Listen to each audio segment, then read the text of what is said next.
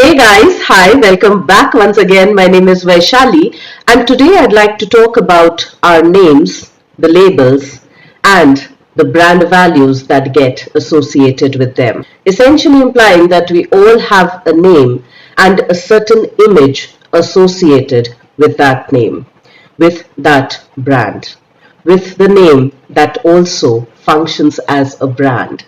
Now it so happened that I was on my balcony wherein I heard this old song being played. And the song went something like this. मेरे अंगने में तुम्हारा क्या काम है जो है नाम वाला वही तो बदनाम है. Essentially translating to what exactly are you doing in my backyard or in my front yard, because anybody who has a name, supposed fame, is also somebody who is defamed. And as I sat with the second line, I somewhere tried to look at it through different lenses. One quite obviously stating that anybody who's had some kind of a recognition, anybody who's got some kind of a fame is also defamed. Jo hai naam wala, wahi to badnaam hai. On the other hand, it also reflected the one who's badnaam also gets famous. One who's badnaam also has a naam.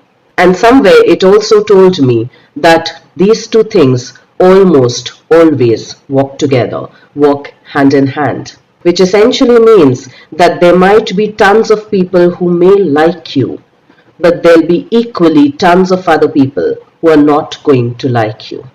There'll be tons of people who'll appreciate you and value you. There'll be tons of people who may not appreciate you. And then it's also about understanding that it's not about turning our back to the things that feel unpleasant. It's not about looking the other way, because the things that we do not pay attention to gets pushed in the darkness, wherein they become our shadows. And the shadow is always bigger than the reality. Even down to the basic physics, most of the times, our shadow is quite literally bigger, longer than our physical reality. And even metaphorically, Carl Jung had called the shadow as our unconscious, that part of us that we do not face, that part of us that we reject, that part of us that we disown. And if the shadow is a bigger part physically, we should also question how big is the shadow in the unconscious, because that's the part of us that's running most of our choices and our decisions in our lives. And through the second line of this song, somehow I was also able to connect it to the concept very well depicted in the movie PK, of an individual who came here without a name, like we all do. And then somehow it made me think, what if none of us were given a name? Because most of us actually are born quite nameless, without a label, without a brand. What if that was actually a reality?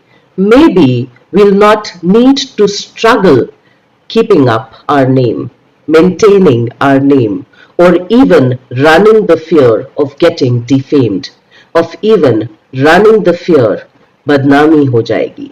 क्योंकि जब नाम ही नहीं है तो ना तो कमाने का डर और ना तो गवाने का डर, ना तो बदनामी का डर. And that just might be a very interesting thought, a very interesting concept to contemplate upon. Because when all of the well-known gurus of the world say that it is our attachment to things that create our suffering, to some extent, maybe they are right. But then it is equally true that without these attachments, we probably will even find it difficult to survive.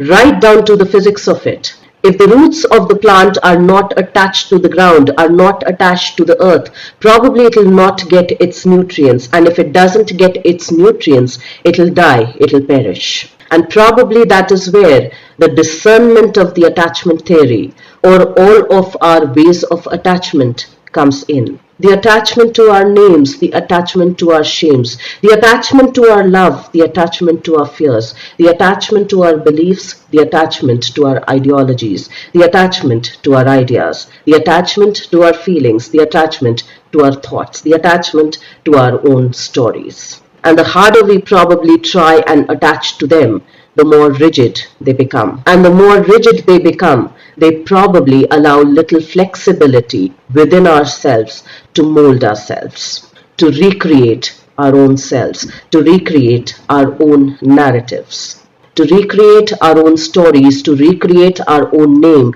to recreate our own brand anew.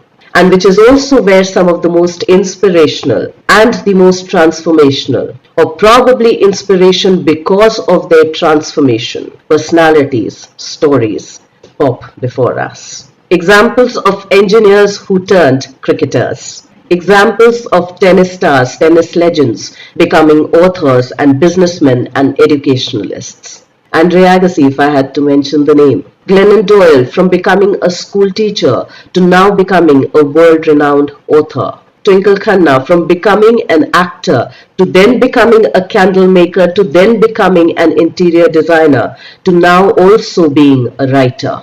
And if we walk down the history lane or the lane of mythology, however we wish to look at it, from whatever perspective we wish to look at it, the dacoit Ratnakar, who later became Maharshi Valmiki. All of these are the individuals who recreated their own brand image. From Andre Agassi at one point in saying, image is everything, he debunked, he threw away, and then recreated his own new image, his own new brand of himself. And so, since it's our name that forms a part of our identity, that shapes an image, that creates an image of what we are or what we should be, since it's also a brand that we get attached to, maybe we should also question, how are we attached to that brand? In what manners are we attached to that brand? Is that label, is that name helping us feel expanded from within, or is it feeling contracted and restricted from within? And however are we associating with that name, however are we associating with that image, however others are associating with that image, however others are associating with that brand, or even we are associating with that brand name that we all carry, can we rebrand it? Can we reframe it? And what will it take for us to rebrand and reframe ourselves over and over and over again? Because it is only when we do that that transformation and evolution happens. Let's try and think about that a little more, and I will see you once again the next week. Till then, stay tuned in. And guys, if you do like the contents of my videos, please do like, share, and subscribe.